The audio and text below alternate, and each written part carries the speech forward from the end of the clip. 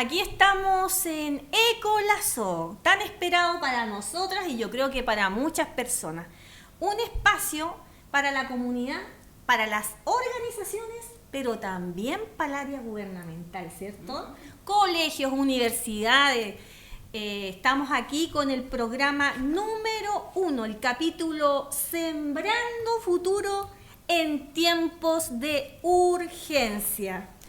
Este primer programa, que es una serie de alrededor de 14 capítulos, que se van a estar desarrollando las diferentes problemáticas del país en el área medioambiental. Las situaciones de urgencia, también con una mirada hacia el futuro, pero también a la ciencia, que eso es lo importante. Pero las voces también tienen su espacio aquí en este programa.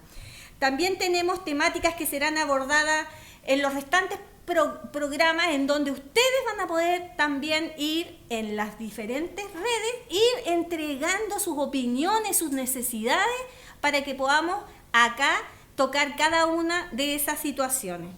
Se busca también en este programa invitar y seguir hacia la mirada del futuro, pero también la mirada que busca observar las falencias.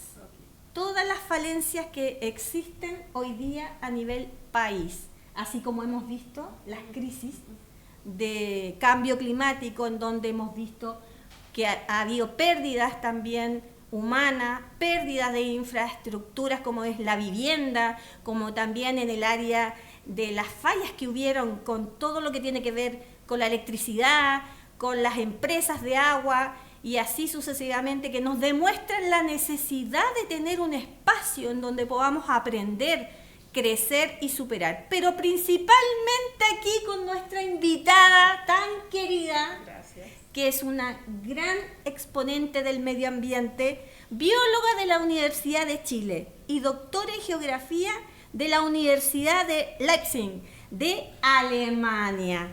Ha sido profesora por largos años de la Universidad Católica, específicamente en el área de la restauración ecológica, sí, la planificación territorial, la ecología urbana, pero también la han destacado en Ñuñoa, sí, el Consejo Comunal, como una vecina destacada de esta gran comuna. Pero también ella tiene una cualidad que por eso estamos juntas hoy día acá, la gran empatía con las organizaciones sociales, la gran empatía en escuchar las voces de tantas comunidades en las cuales ella tuvo que liderar grandes problemas, grandes situaciones. Y aquí tenemos a nuestra querida Sonia Reyes. Mucho gusto por esa bienvenida, Maika. Por supuesto, muy feliz de poder conversar sobre estos temas que son urgentes. Nosotras nos conocimos cuando yo era Seremi del Medio Ambiente de la región y Maika, una dirigente muy destacada, involucrada en casi todas las esferas que tienen que ver con los problemas ambientales que enfrentan las comunidades. Así que por eso creo que hemos trabajado juntas y seguiremos. Para mí es fantástico poder seguir colaborando con las cosas que he ido aprendiendo en la vida, digamos, así como profesora, como académica, pero también en la práctica y en el trabajo de las organizaciones. Así es, una destacada labor, no fácil, difícil muchas veces. Eso es cierto que no es muchas fácil. veces, pero le tocó sacar adelante grandes problemáticas a nivel país, dialogar y también mediar. Yo en eso la alabo por su especial forma de llegar a las comunidades y se agradece que hoy día sea nuestra primera invitada porque se lo merece también. Pero tenemos situaciones bastante difíciles como país hoy día. Nos enfrentamos a muchas problemáticas y en eso yo quería hacerle esta consulta. ¿Estamos preparados como país para los tipos de eventos que hoy día estamos viendo? Bueno, es una pregunta, yo creo que casi todos tenemos un poco una respuesta. Por una parte, somos un país muy preparado para los sismos. Por ejemplo, los terremotos. Nosotros hemos visto que en otros países realmente se caen los edificios, hay muchas pérdidas humanas y materiales, y no es así en nuestro país, aún con tremendos terremotos. Y de hecho el último muy grande, los edificios que se cayeron, se pudo comprobar después que no habían cumplido con las normas de construcción. Entonces, para los terremotos estamos preparados, pero no estamos preparados para los temporales, no estamos preparados para las lluvias intensas. Por eso se inundan nuestras ciudades, y hoy, especialmente este año, hace 2 semanas, en este gran temporal, vemos cómo las quebradas, los ríos en la zona norte se activaron. Eso quiere decir que transportaron muchísima agua, y las ciudades resultaron inundadas no solo de agua, sino de barro, y hubo que lamentar pérdidas no solo en las ciudades, sino también en los campos. Nosotros vemos los productores del Valle del Elqui, todas ahí las uvas, las frutas que está plantada, las enormes pérdidas que han tenido, y también en la zona central. Y otra cosa para la cual tenemos una mediana preparación son los tsunamis, ¿cierto? Porque casi todas las ciudades está indicado hacia dónde huir. Todos sabemos que si hay algún terremoto en la costa nosotros tenemos que arrancar, pero aún así yo creo que ahí nos falta un poquito.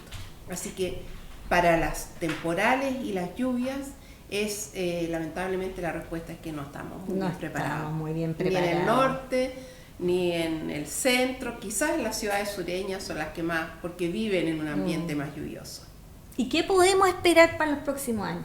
Bueno, las noticias no son buenas, porque lo que podemos esperar es que las lluvias van a seguir siendo así.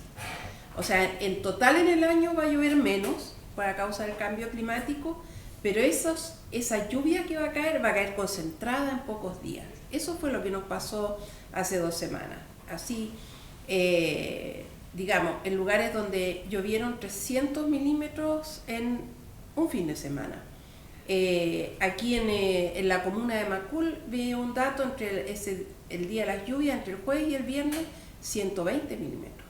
Eso es mucho. En Santiago llueve en total en el año 200 milímetros, y casi la mitad en 24 horas, 26 para ser exacto. En el sur también pasó, en Valdivia, la noche que llovió muchísimo, ellos midieron 400 milímetros en esa lluvia, entre la noche y el mediodía al día siguiente. Eso es realmente una cantidad de agua gigantesca. Entonces, lo que podemos esperar es que va a seguir ocurriendo, y por eso es urgente prepararnos. Eso requiere, por supuesto, medidas propias, personales, pero sobre todo un plan en que el Estado tome las medidas, porque tenemos que planificar, tenemos que tomar medidas preventivas, tenemos que estar preparados, y tenemos que reforzar todas las obras de infraestructura que puedan evitar que volvamos a vivir el desastre que hemos vivido hace poco. Querida Sonia, y en este aspecto del impacto que ha sufrido varias regiones en particular, la agricultura, sobre la agricultura y la alimentación, grandes afectados en esta gran cantidad de agua que cayó muy rápido, en poco tiempo. ¿Qué opina?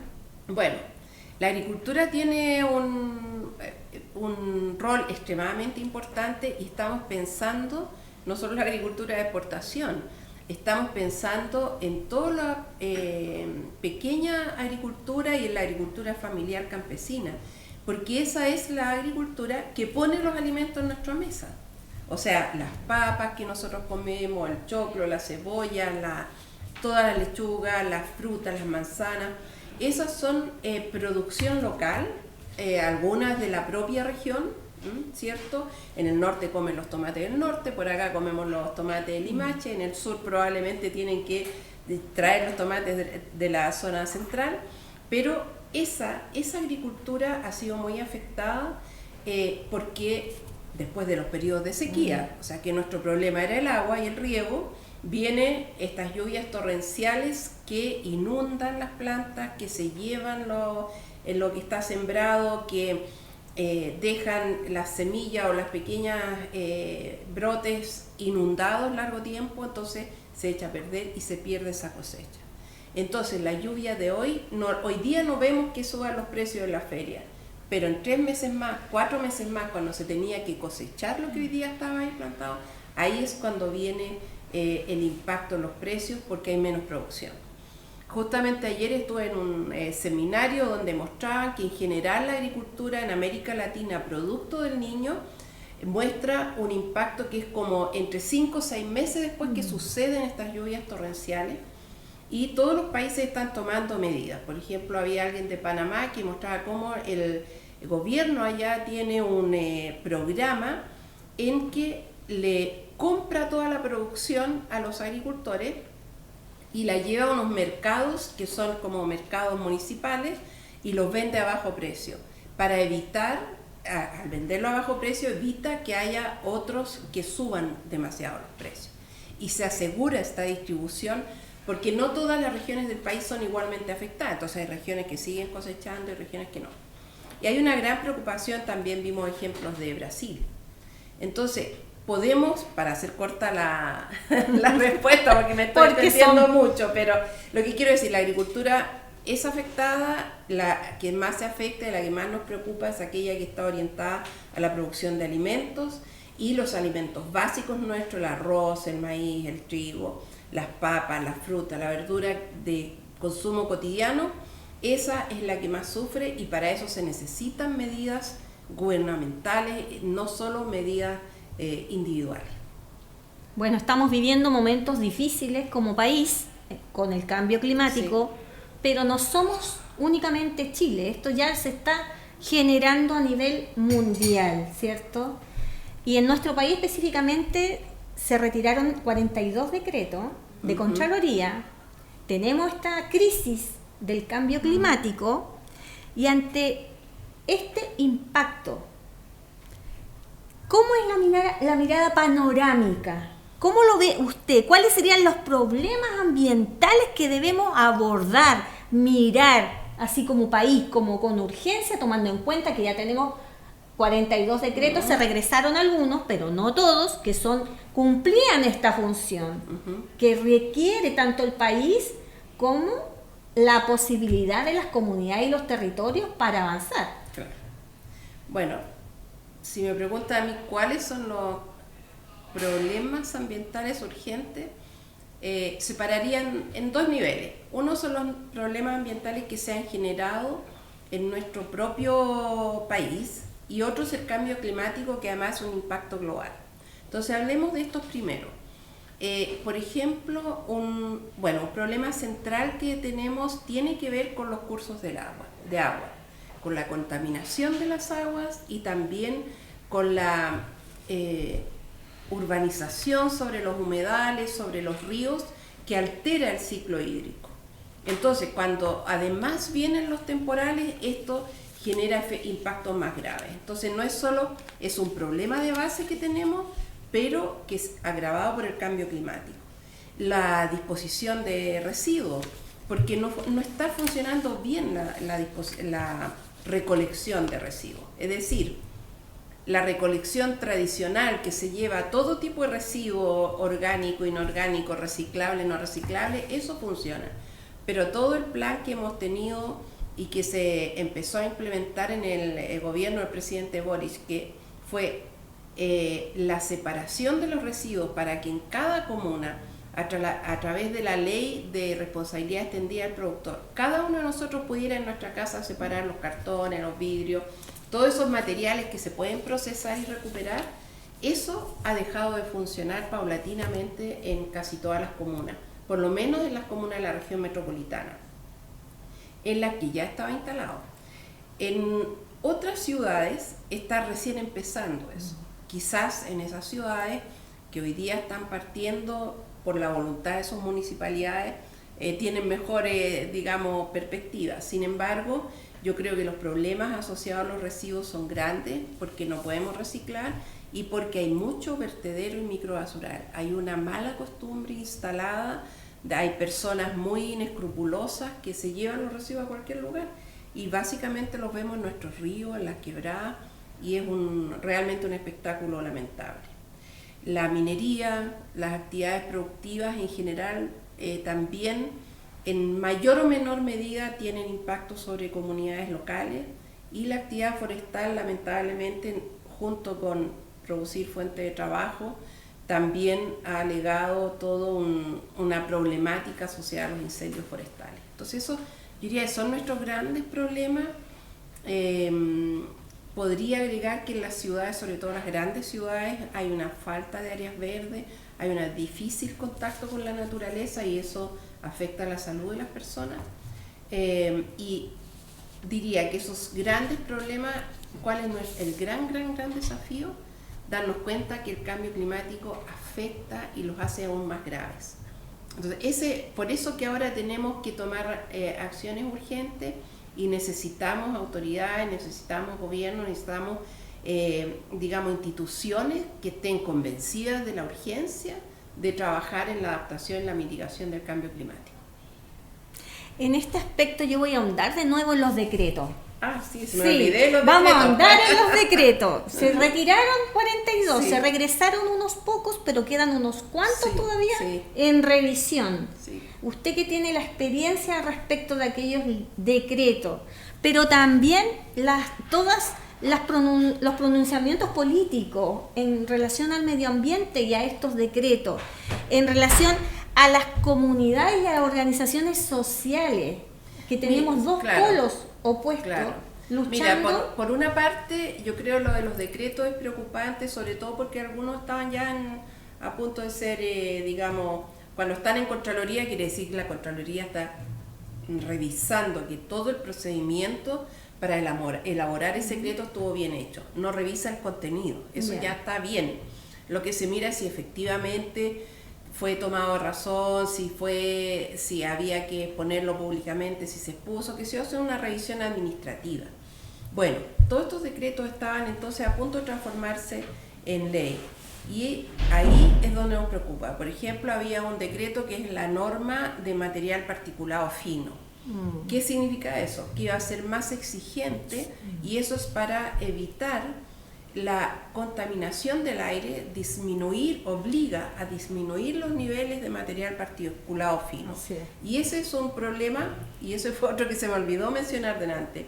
La contaminación atmosférica en las ciudades chilenas es un grave problema, porque afecta a casi todas las ciudades, y gravemente. Entonces, ese decreto, por ejemplo, es muy importante.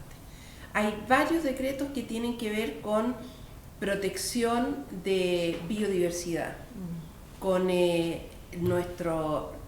flora nativa, con la fauna nativa, y esos también son urgentes porque son especies que ya están afectadas con algún grado de peligro de extinción, de desaparición, porque sus poblaciones han disminuido mucho, entonces necesitamos recuperarlo.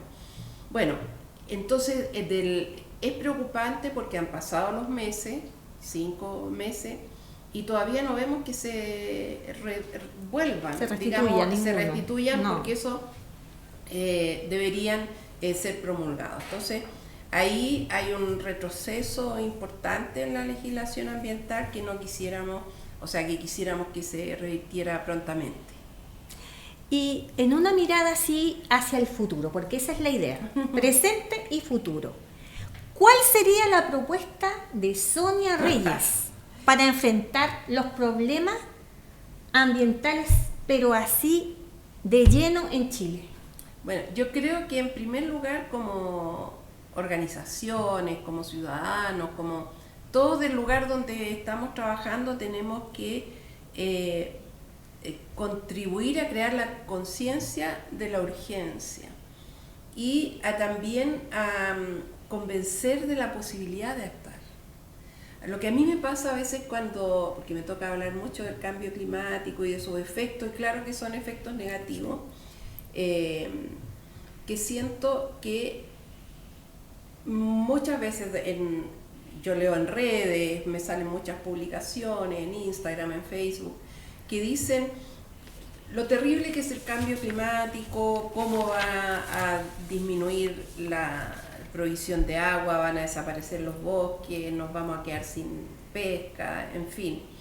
Pero eso es como un mensaje muy, digamos, desalentador. Sobre todo me preocupan las personas jóvenes que dicen, pucha, ¿para qué sirve lo que yo haga si esto de todas maneras no se va a solucionar? Bueno, eso es lo que tenemos que cambiar, porque sí se puede solucionar.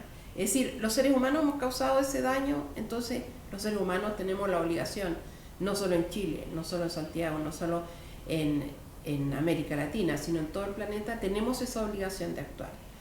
Y a pesar, estoy de acuerdo, que unos tienen más posibilidades de actuar que otros, digamos. Sí, un gobierno, eso un Estado, las Naciones Unidas tienen mucho más poder que una organización aquí en Santiago, que un curso de un colegio, de una escuela que se dedica a limpiar el humedal que queda cerca de la escuela, ¿cierto? Pero eso no debe, esa diferencia en el poder que tenemos para cambiar las cosas, no nos debe hacer olvidar el tremendo poder que es la acción colectiva.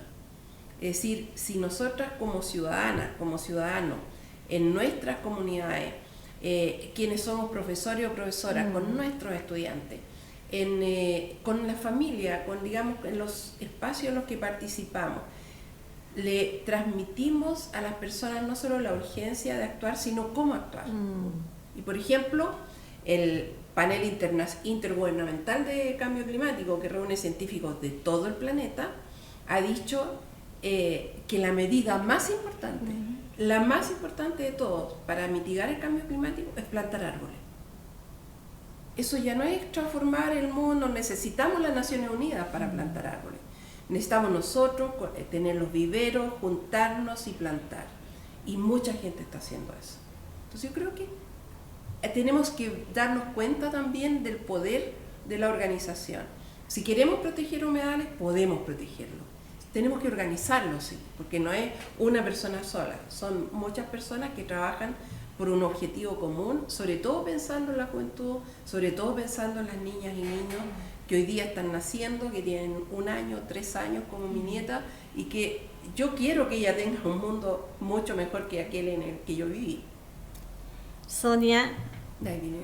en la experiencia suya con las organizaciones desde el área gubernamental y el trabajo en los territorios. En eso nos vamos a ahondar en el segundo bloque. Y hablando también de la historia de Sonia Reyes, que también vamos a incluir. Ok, gracias. Nos vamos a comerciales.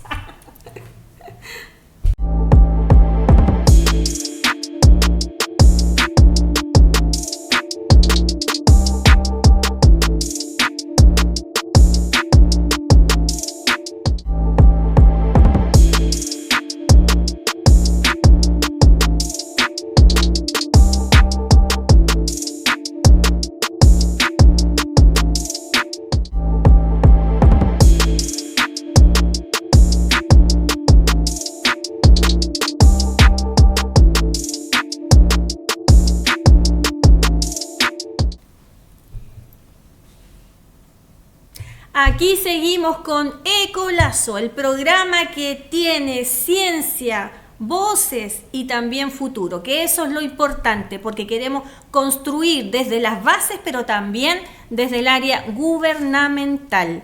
Querida Sonia, a mí hay algo que me quedó muy dando vueltas, pero con dolor, al ver en las noticias a muchos agricultores sintiéndose no escuchados, porque ellos veían sus plantaciones devastadas. De hecho, una escena a mí me marcó, la de las paltas, que la gente no estaba buscando machas en la playa, estaba recogiendo paltas. Entonces, en ese aspecto, el daño a la agricultura, al agricultor, al pequeño, ¿cómo hay que abordar hoy esa gravedad? Porque ellos se sintieron no escuchados, como su dolor y su impacto minimizado. Y en ese aspecto, ¿cómo usted ve un trabajo en futuro para levantar el daño provocado desde las áreas de la agricultura? Sí, bueno, la agricultura es un quehacer que trabaja con la naturaleza, entonces es muy afectada cuando suceden estos temporales o en fin, cualquier proceso, por las sequías también. Por una parte, yo creo que es cierto, lo que sucedió es lamentable, sobre todo el desconocimiento que hubo de parte de algunas autoridades respecto a lo que estaba sucediendo, porque incluso se dijo que no había afectación. Y eso, bueno, con los días supimos que sí había ocurrido y que en muchos sectores de la zona norte y también en el centro de Chile ha sido bastante grave.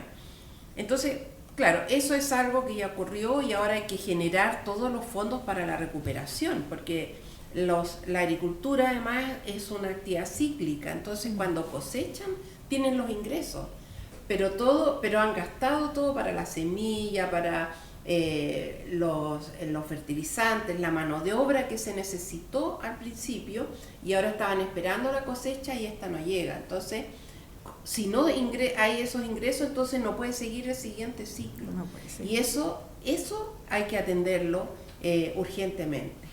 Pero preventivamente, por cierto, que deben haber muchas acciones. Una cosa muy importante hoy día, cada vez más en el mundo, los países, no sé, Holanda, en Francia, en Alemania, hemos visto cómo esos países que tienen todos los recursos del mundo, o sea, tienen mucho más recursos que nosotros, están recurriendo a la naturaleza para estos efectos. Y han implementado un conjunto de acciones que se llaman soluciones basadas en la naturaleza. ¿Y en qué consiste eso? Consiste, por ejemplo, que en el campo se realizan obras que permiten que las aguas queden detenidas, como pequeños humedales artificiales, por ejemplo.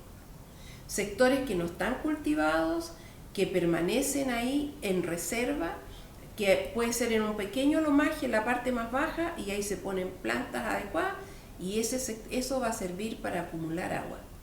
También se puede hacer, como cuando hay ladera, se ponen troncos, piedras, qué sé yo, para que se formen esas pequeñas lagunas que detienen la escorrentía. Eso se utiliza también en la zona, cuando se hacen restauración ecológica, para el agua, para tener el agua para las plantas que se han plantado para restaurar. Se hacen estos pequeños diques para que el agua lluvia quede acumulada. Y entonces, al quedar acumulada, infiltra lentamente y entonces inunda por debajo y alimenta las napas y alimenta también las raíces de las plantas. Bueno, eso se puede hacer en la agricultura. Canales, espacios para guardar el agua, para la inundación, dejar espacios que tengan flora nativa que retenga las aguas. También, bueno, eso sirve en los periodos de sequía, porque puede que la lluvia sea torrencial, pero después tenemos meses sin lluvia. O años. Años también. Entonces, esa es una medida preventiva que físicamente se implementa en los campos. O sea, cómo nosotros hacemos un conjunto de obras que nos lleven a conservar el agua de mejor manera y evitar a la vez el daño de las lluvias torrenciales. Pero también otras medidas tienen que ver con subsidios, como por ejemplo, para que los agricultores puedan hacer estas obras adicionales, entonces que el Estado entregue los subsidios. Aquí nosotros en Chile, a través de INDAP, tenemos muchos programas de subsidios para pequeños agricultores y para la agricultura familiar campesina.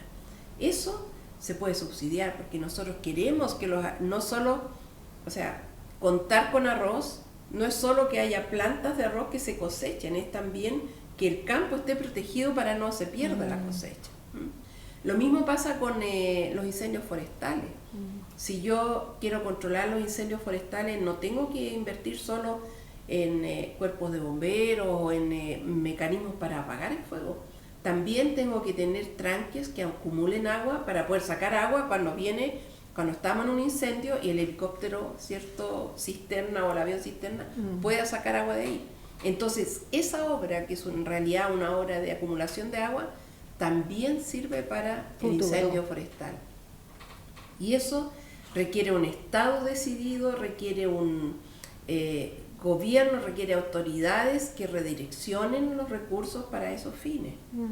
La convicción de que con esa acción el resultado es muy beneficioso porque es cierto, puede que sea fondos, qué sé yo, de un ministerio que van a gastarse un año, pero eso se recupera el año siguiente porque no vamos a tener esta cantidad de damnificados. Entonces, claro, a lo mejor hoy día no pensaba yo construir un dique, no pensaba destinar plata a los agricultores, no pensaba muchas cosas, No. pero bueno, la naturaleza habló y nosotros tenemos que adaptarnos, ¿cierto?, a la naturaleza.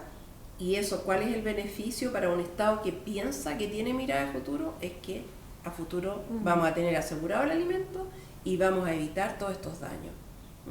Hasta incluso las postas rurales, las escuelas, todo eso hay daño y eso son infraestructura básica, fundamental para toda la comunidad. Sí. En el área y el aspecto que nos tocó ver también, vivenciar, es cuánta cantidad de viviendas fueron afectadas, cuánta cantidad de pequeños poblados fueron arrasados.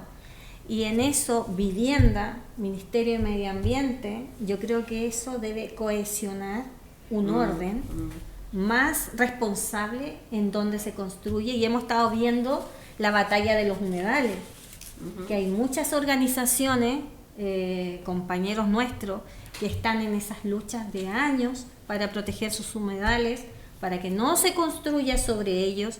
En ese aspecto, Sonia, yo creo que eso da para un programa completo, pero algo así, poquito, por lo menos, sí, hoy día. Algo que, una idea que me ha estado dando vueltas es esta sensación de que nosotros estamos construyendo la vulnerabilidad. Es que estamos construyendo es lo que yo digo. Infraestructuras y poblaciones vulnerables. Sí. ¿Por qué?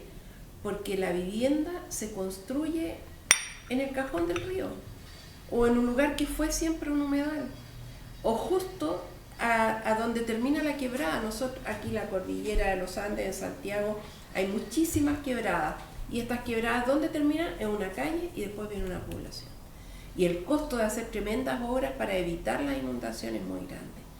¿Por qué? Al construir esa población, especialmente la vivienda social, que son personas que si pierden su casa o se le inunda la casa no tienen cómo rápidamente recuperarla. Entonces, cuando construimos la vivienda social, tenemos que buscar lugares que no se van a inundar, que no van a ser afectados por un tsunami, que no hay riesgo de aluvión, que no están adyacentes a un vertedero legal o ilegal, zonas que no estén afectadas por el ruido de los aviones o adyacentes a industria. Eso se decide en la construcción. No podemos después, tenemos ya la población y además la plantación forestal, o sea, como por obligación alguien tiene que salir cuando lo sabíamos al principio. Entonces, la construcción en humedales es particularmente riesgosa porque lo vemos cada invierno cuando llueve, sube el agua y esas viviendas, incluso edificios, qué sé yo, como este edificio que está en Los Molles, que es de segunda vivienda, muy elegante, inundado. Entonces los propietarios tampoco pueden ingresar. La construcción en las dunas de Concón, todos vimos esos tremendos, digamos, deslizamientos y digamos el peligro que hay ahí. Y volviendo a los humedales, resulta que muchas veces se piensa que es por protección del humedal, y eso es cierto, de la biodiversidad. Pero además es protección de quienes tienen que vivir ahí, porque piensan la humedad que van a tener esas casas siempre. Entonces las enfermedades, el daño a los adultos mayores, a los niños, también hay que pensarlo de esa manera. O sea, es una vivienda que no puede tener una buena calidad de vida porque está inserta en un suelo que tiene muchísima agua y no es apropiado para construir. Y construir no es barato. Exacto. Entonces así es como esta idea de que cuando construimos ya dejamos a la población vulnerable porque elegimos mal el lugar donde vivir, donde construir. O bien hicimos una construcción, no sé, como si fuera un lugar plano, sin humedad, sin cerro, en fin, como si estuviera en otro lugar, y no puede ser así. Tendríamos que haber adaptado a la realidad si es que es tan indispensable construir en ese lugar. Entonces, creo que justamente la planificación, decidir pensando no solo en cuántas viviendas voy a construir, sino cuál va a ser la calidad de vida de las personas que van a vivir ahí, y además que la vivienda nosotros la pensamos para siempre. No es algo, no es un bien así para 10 años, para 15 años, ¿no? algo Y los para costos, siempre. claro. Exacto. Sonia, ya que estamos entre mujeres aquí, estamos las dos, ¿alguna vez se inspiró en alguna mujer para hoy visibilizar su ejemplo en este presente hacia un futuro? ¿Alguien? Sí, hay varias. Pero mira, una que a mí me marcó muy tempranamente, es una científica norteamericana que hizo un aporte tremendo. Ella era bióloga, pero fue muy desconocida hasta hace, no sé, como unos 10 años, quizás como que se empezó a tomar de nuevo su nombre. Se llama Lynn Margulis, y ella propuso una idea muy revolucionaria para esa época, que es de los años 60, estoy hablando, 60, 70, que propuso que todos los ecosistemas de la Tierra estaban relacionados. De ahí viene la teoría que se conoció como Gaia, como la totalidad, como que toda la biosfera del planeta es casi como un organismo, porque hay tal cantidad de relaciones y dependencia, incluso de un continente a otro, que nosotros no podemos pensar que el daño que se hace, la destrucción en un lugar, por ejemplo la desaparición de un bosque, solo va a afectar a ese bosque. A través de los ríos, a través del aire, a través de la alimentación que le da a los animales, a las aves, ese efecto, la desaparición de ese bosque, afecta a muchos otros espacios, y a veces espacios lejanos. Entonces, Lynn Margulis dijo, en verdad lo que no hemos visto es que este planeta es una unidad y nosotros debemos tratarla como eso. O sea, no solo tenemos que mirar el bosque como bosque, sino en sus relaciones con la montaña, con los cerros, con la costa. El océano, cuando se extraen, por ejemplo, el daño que se le ha hecho a los corales en las zonas tropicales principalmente, esos corales sostenían muchos peces. Esos peces sostenían pueblos enteros que vivían de la pesca. Y entonces, al desaparecer los peces, desaparecen esos pescadores que tienen que migrar, y al final son poblaciones, gente, familias que son pobres urbanos, habiendo tenido una vida, digamos, que satisfacía sus necesidades básicas cuando tenían esos recursos. Bueno, y hay algo más grave. Cuando desaparecen los corales, baja la cantidad de oxígeno del agua, y entonces los peces no encuentran a través de sus branquias, no pueden respirar, ellos respiran desde el agua, y entonces se va empobreciendo todo el océano. Claro. Entonces, esos procesos los vemos hoy, porque el cambio climático nos ha obligado a verlos. Pero en los años 60 todavía no estábamos viviendo estos impactos del cambio climático, y ella pudo ver esta relación. Y a mí eso me impactó mucho. Por eso después estudié ecología, porque uno puede estudiar la biología, por ejemplo, biología de las plantas o fisiología, pero me gustó esa idea de la totalidad de los sistemas, y además porque ella agregó algo más, que es que los seres humanos tenemos que entender y vivir en esa totalidad. O sea, también somos parte. Y yo creo que es el mandato, y eso es un poco lo que sentimos todos los que trabajamos en temas ambientales, que somos parte de eso, y es nuestro deber también cuidar y proteger. Y usted, como experta en restauración ecológica, Ya. hoy día estuvimos en la cuenta pública SVAP. Ah, ya. SVAP, para usted, para el país, ¿qué considera hoy hacia el futuro que fue SVAP del 1 de febrero en adelante para Chile? Bueno, SVAP es muy, muy importante, porque eso es lo que nos faltaba en la institucionalidad ambiental, y durante 4 años se estuvo construyendo todo el proceso para su instalación. Sí. Y necesitábamos urgentemente un organismo que se encargara de la protección de la biodiversidad.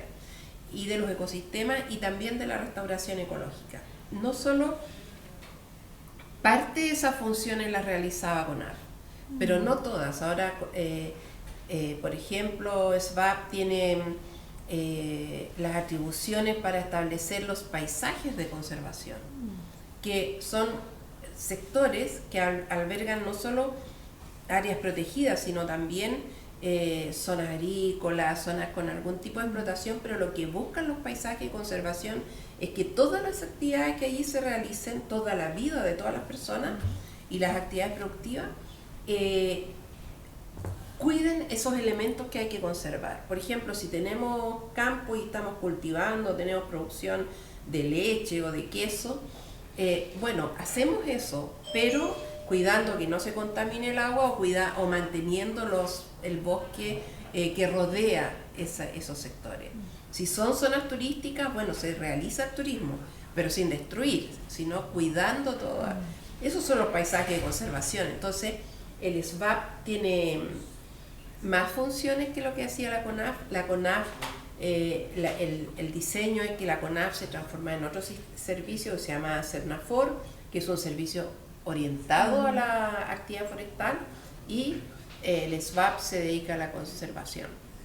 Lamentablemente hemos visto que se ha demorado un poco, no ha continuado la instalación con la misma velocidad, pero para nosotros es urgente porque necesitamos una entidad pública cuyo mandato sea trabajar por la conservación de nuestra biodiversidad, que es el patrimonio natural, en lo que nosotros recibimos y en lo que vamos a heredar para las generaciones futuras. Se suponía que el traspaso de CONAF a SVAP tenía que estar finalizado ahora, me parece que al 20 de agosto, ahora, sí. No queda nada.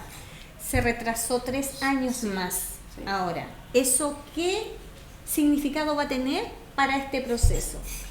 Yo creo que hace mucho más lenta porque ahora hay una dualidad entre cuáles son las funciones que realiza el SVAP, cuáles son las que mantiene CONAF.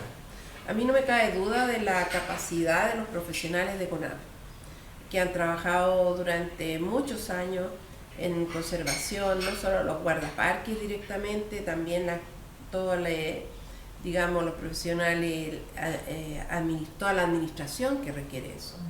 Pero sería mucho más potente si esos guardaparques, esos profesionales que trabajan por la conservación, que han diseñado realmente programas muy importantes para nuestro país, tuvieran un espacio adecuado y cuya meta institucional es la protección. Y no tiene que distraer recursos, por ejemplo, en el combate de los incendios forestales, que es la otra gran tarea de CONAF, que es una tarea que todos necesitamos también. Entonces creo que hay una mirada, en verdad, lo que siento que falta es esa mirada integradora que vea que nuestro país no hay desarrollo posible si no se hace con la naturaleza. O sea, no hay desarrollo posible si no cuidamos los ecosistemas, el agua y las relaciones que tiene la población con esos elementos. No hay posibilidad de desarrollar la agricultura en el Valle del Elqui si no cuidamos las fuentes de agua, si no mantenemos las lagunas altoandinas, porque ¿de dónde va a venir entonces el agua?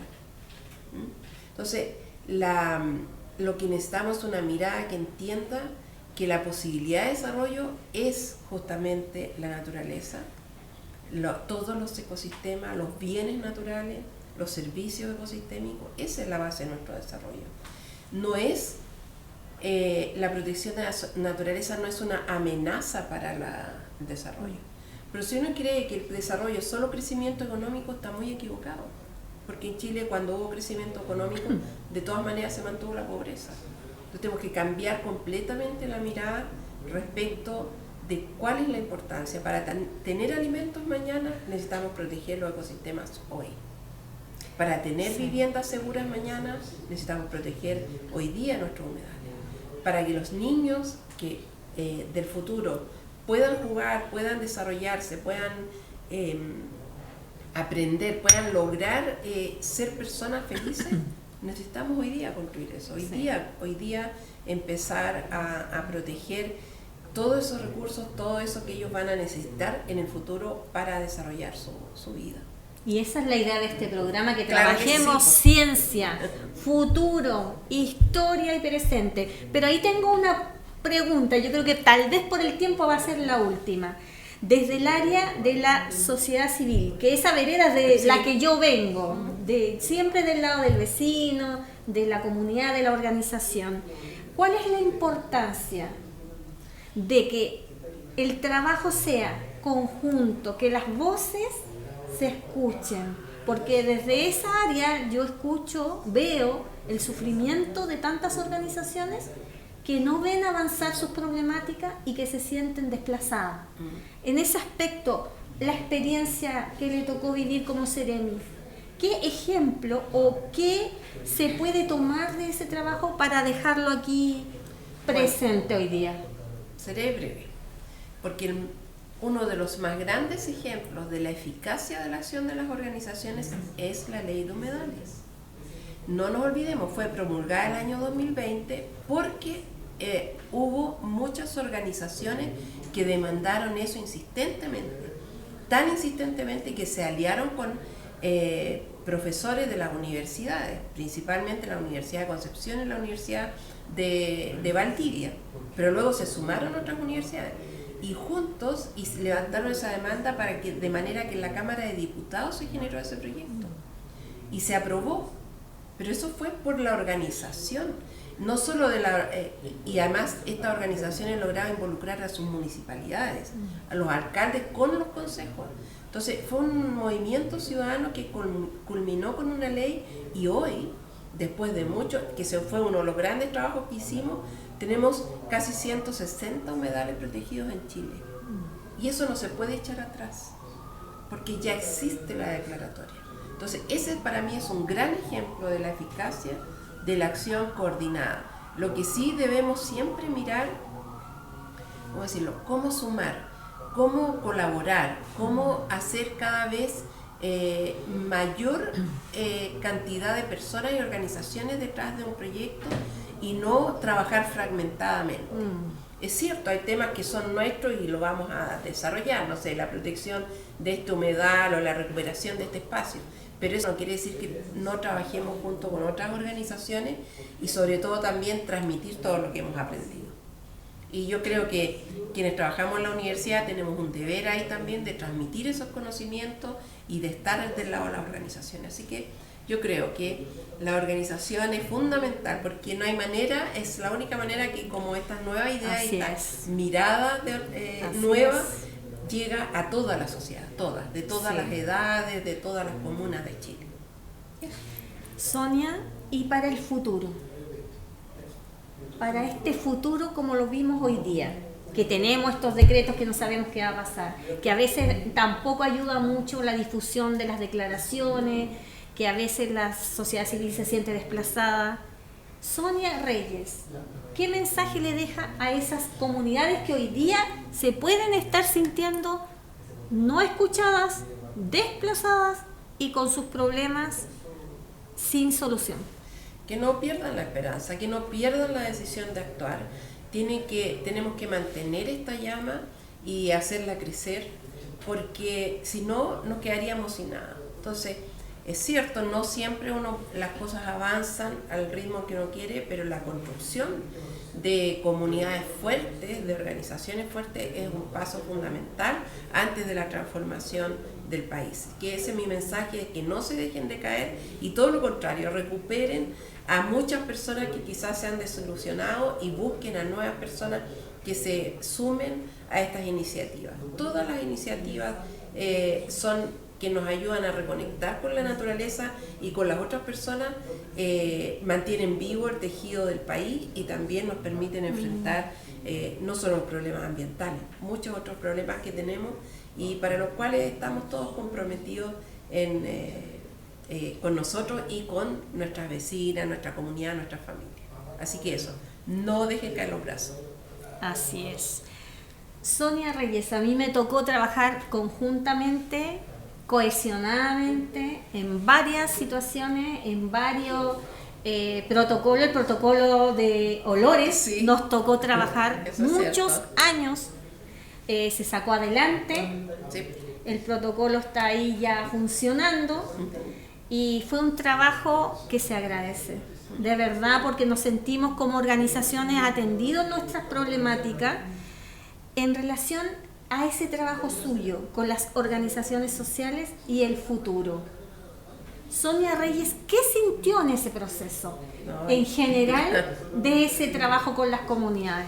Para mí fue muy grato porque vi que hay mucha potencia, mucha decisión, muchas personas comprometidas en la región metropolitana y sé que eso pasa en otras regiones. Entonces yo seguiré trabajando en estas líneas, seguiré el trabajo en relación con no solo las organizaciones vecinales, también en todos los espacios en que pueda yo contribuir a reforzar lo que dije, que es construyamos una nueva forma de relacionarnos con la sociedad, una nueva modelo de desarrollo en Chile que ponga por delante el bienestar de las personas y la salud de la naturaleza. Ese es mi futuro, seguir trabajando por esto. Seguiremos trabajando conjuntamente.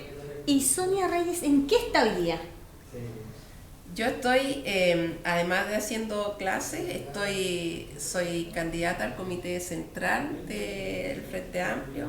Estoy convencida de que la acción política es necesaria, pero una acción política que está fundada en la idea de construir un mundo mejor. Entonces, para mí, eso hoy día es un proyecto que me suma a muchísimos compañeros y que me hace sentir muy animada. No voy a dejar de trabajar, en verdad, en donde sea que esté, por construir un mundo mejor. Sonia, ha sido un gran momento en este espacio contar con estas palabras, con este aprendizaje y con esta experiencia para el presente y el futuro de tantas problemáticas que vamos a seguir viendo, porque este programa es Voces, Ciencia, Presente y Futuro, y eso es lo que nos ha unido para seguir llevando todo esto hacia adelante. Quería mencionar a Erika, no sé si te conté, Sonia. Erika es una cantautora maiposina que nos regaló su canción Madre Tierra para que la usemos en este programa, en los reels. Ella participó en el concurso Índigo, eso. Y está emocionadísima de que su canción se utilice en este programa. Hoy día no hemos podido porque tenemos que ver todo lo que tiene que ver con los derechos, cómo se hace, pero prontamente su canción estará sonando en este programa. Sonia, ¿qué palabritas le quieres dejar aquí a toda la comunidad medioambientalista que puede estar ahí del otro lado de la pantalla? Expectante. Bueno, espero que haya sido interesante, que les haya inspirado. Cuenten siempre conmigo, porque en verdad creo firmemente en la organización, en la capacidad de todas y todos para avanzar hacia un mundo mejor, y creo que ese avance solo puede ser junto con la protección del medio ambiente y de los ecosistemas, y con grandes personas como Maika y todas las organizaciones que están detrás de ella, y por ustedes que están aquí, espero, viendo este programa. Te cuento una cosita. ¿Qué? Cuando le conté a todos los dirigentes de las organizaciones medioambientales que son de Arica a Punta Arenas, porque hay grupos que están divididos por regiones, por comuna, otros a nivel nacional, estaban todos contentísimos. Muchas gracias. Contentos porque además iban a tener un espacio donde ellos pueden contar sus problemas, Claro que sí. donde podemos difundir las problemáticas y cohesionar soluciones, que esa es la idea de este programa, porque queremos dar soluciones. ¿Qué consideras, Sonia, de esa importancia de unificar, educar y también tratar de ayudar, orientar a solucionar los problemas? Bueno, creo que es la base del trabajo, transmitir la experiencia para que otros puedan lograr lo que hemos tratado de construir o los logros que ha tenido algunas organizaciones. Muy bien. ¿Cómo andamos con el tiempo? Súper bien. Yo creo que todavía tenemos unos minutitos para despedirnos, Sonia. Sí. Despídase, muchas mi querida gracias. Sonia.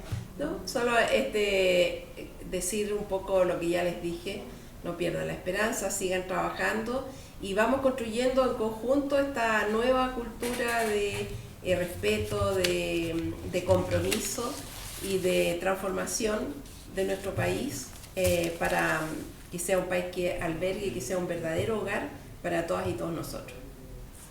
Ha sido un inmenso gusto compartir este programa con Sonia Reyes, admirada por mí. Gracias. Trabajamos tanto, ¿te acuerdas? Tanto que nos tocaron tantas cosas.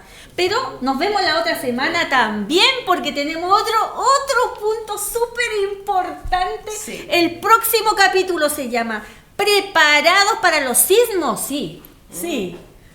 Pero tan ciegos para las lluvias, ¿cierto? Preparados para los sismos y ciegos ante las lluvias. Ahí estaremos debatiendo con dos invitados, Sonia Reyes, ¿y quién nos acompaña? ¿Quién más nos acompaña? Voy a mantener el secreto. Secreto. Seremos Va a estar 3. bueno. El próximo Sí. capítulo, felices, preparándonos, pero lo más importante, preparando las cápsulas de ciencia. Sí. También tendremos cápsulas de ciencia y lo más importante, envía tu mensaje, envía tu problemática, porque las vamos a estar debatiendo y dando solución y orientando. Así que nos vemos. Nos vemos. Nos vemos.